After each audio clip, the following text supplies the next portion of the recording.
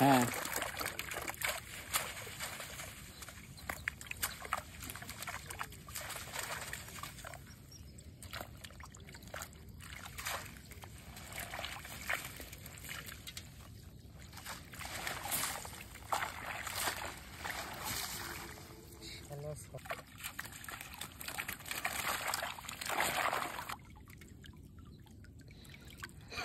সুপ্রিয় দর্শক আসসালামু আলাইকুম, সবাই কেমন আছেন? তো আশা করি সবাই অনেক অনেক ভালো আছেন। বন্ধুরা, আমরা চলে আইছি এই মুহূর্তে পদ্মা নদীর চরে।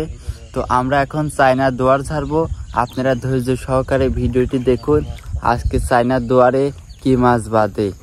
দুয়ার একটা সাপ মাপ করে পাইতে দেন গা, ওই খুঁটি নই খুঁটি এটা দেন গা। মালে ঘাস সাফ করাই তো বিরক্ত লাগে।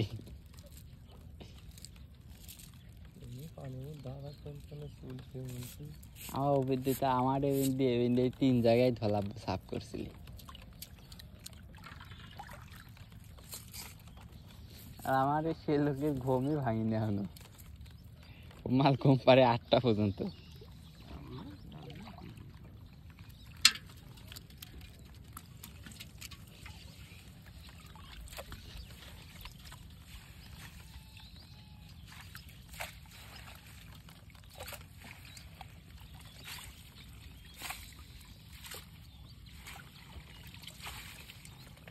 তাই বলি কি আমার কখন একবারে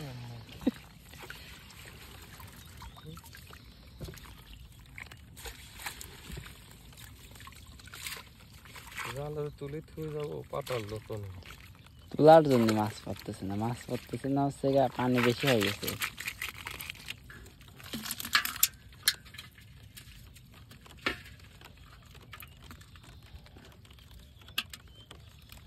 শান্ত তো পুরো মিস করে। হ্যাঁ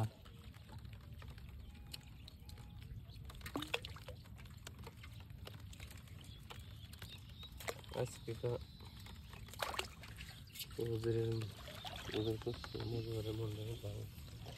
এই কটা, এই প্রথম এই কটাই পাই, তাছাড়া এখন তোকে পাইনি। ভালো লাগতেছে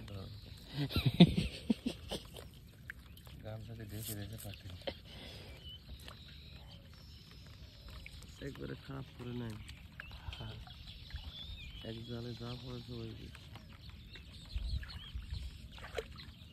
শালা গতবার এবার টার্গেট দিয়েছিলি কিসের?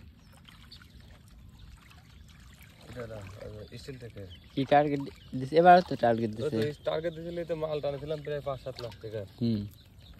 এখন কয় যে আপনার দুয়ারে ট্রেড লাইসেন্স নেই, আপনি হচ্ছে নাম আলাদা, দোকানের নাম আলাদা, সেগুলো দিয়ে ভেড়ে আসছে। আর একবারও ওই কথা কয়েছে। হ্যাঁ এটা স্টেটমেন্ট নেই, তোর সাথে স্টেটমেন্ট বিক্রি করবো, তুই সাথে ব্যবসা করিস, তোর লোকের মাল টানি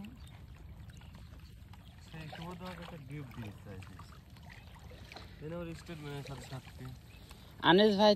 আনিস ভাই ছিল তো রাইস পোকার টোকার ভালোই পাইছে। হ্যাঁ রাইস পোকার পাইছে, আপনার মেলা গিলাস সেট পাইছে, মেলা কিছুই পাইছে মাছ।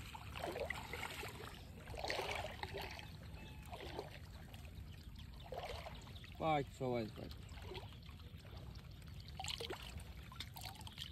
লাস্টে ওর ওই কথা শুনি 4-5 লাখ করে মাল টানার পরে যেন ওই কথা বলে আইছি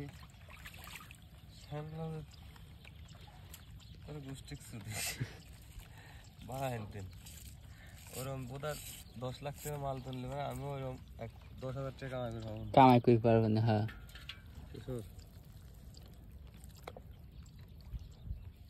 তাই আমি কয় মনে করবে তো দরকার না যা।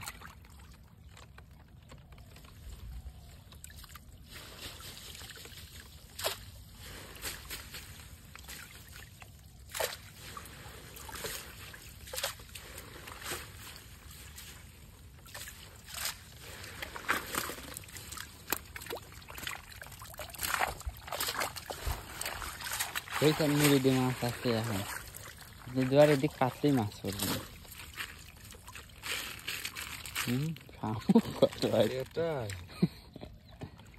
যাচাই করি এত লাভ পাচ্ছি